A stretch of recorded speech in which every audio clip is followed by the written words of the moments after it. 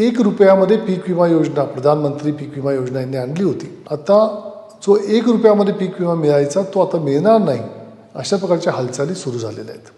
2023-24च्या अर्थसंकल्पामध्ये यांनी तरतूद केली आणि निवडणुका डोळ्यासमोर ठेवून 23-24 आणि 24-25 या 2 आर्थिक वर्षामध्ये यांनी हप्ता हा राज्य सरकारकडून याच्याकरता भरला कारण यांना शेतकऱ्यांना त्या ठिकाणी त्यांची मतं पाहिजे होती. परंतु आता निवडणूक होऊन गेली, आता यांचं काम होऊन गेलं आहे आणि म्हणून आता ही योजनाच बंद करायची हा घाट त्या ठिकाणी घातला जातो आहे. म्हणजे जसं पूर्वी आपण पीक विम्याचा हप्ता आपण भरायचो तसं पुन्हा एकदा ₹2500 आपल्याला आपले भरावे लागणार आहेत. तुमच्याकडे असो किंवा नसो पण तुम्ही भरा, ही राज्य सरकारचा आता आग्रह आहे. पूर्वी पीक विमा योजनेमध्ये पीक कापणी प्रयोगावर आधारित नुकसान भरपाई हा एवढा एकच ट्रिगर होता. परंतु नंतर राज्य सरकारने त्याच्यामध्ये अजून 3 ट्रिगर ॲड केले. त्याच्यामध्ये स्थानिक नैसर्गिक आपत्ती, काढणी पश्चात नुकसान आणि प्रतिकूल हवामानामुळे पेरणी न होणे हे ट्रिगरसुद्धा त्याच्यामध्ये टाकले होते. आता त्यांनी ह्या नवीन नियमाप्रमाणे हे 3ही ट्रिगर काढून पूर्वीसारखं फक्त पीक कापणी प्रयोगावर आधारित, म्हणजे याचा अर्थ आपल्याला त्यांना कोणत्याही प्रकारची नुकसान भरपाई मिळू द्यायची नाही, याच्याकरता सर्व घाट घातला जातो आहे. गेल्या वर्षी तुम्हाला आठवत असेल की आपण अग्रिम रक्कम पीक विम्याची सरकारकडे मागून आपण हक्काने मिळवून घेतली होती.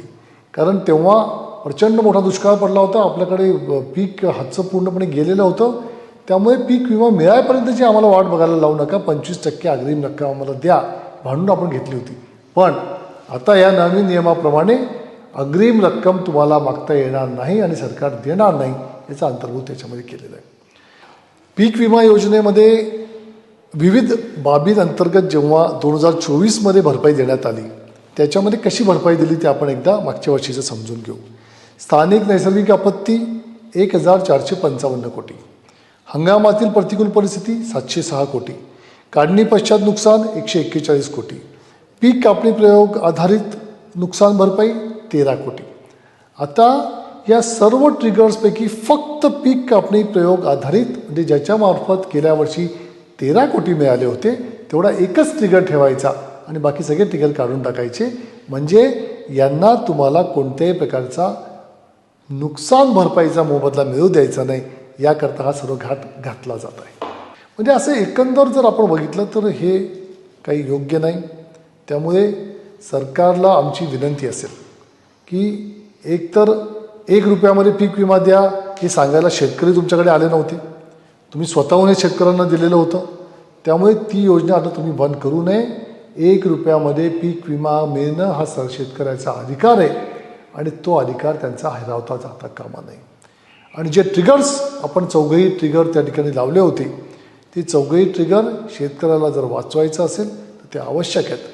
आणि त्यामुळे त्या ट्रिगरला कुठेही हात न लावता त्या ठिकाणी स्थानिक नैसर्गिक आपत्ती, काढणी पश्चात नुकसान आणि प्रतिकूल हवामानामुळे पेरणी न होणे आणि अग्रिम रक्कम मिळणे हे 4ही गोष्टी त्याच्यामध्ये अंतर्भूत आपण ठेवावा. शेतकरी मित्रांनो, माझी आपल्याला विनंती असेल की जर सरकार अशा प्रकारे आपल्या तोंडाला पानं पुसवायचं काम करत असेल तर उठाव केल्याशिवाय आपल्याला पर्याय नाही. तुम्हाला आपल्याला सर्वांना रस्त्यावरती उतरावं लागेल आणि या सर्व लढाईमध्ये आम्ही सर्वजण तुमच्यासोबत आहोत, हा शब्द तुम्हाला देतो. धन्यवाद.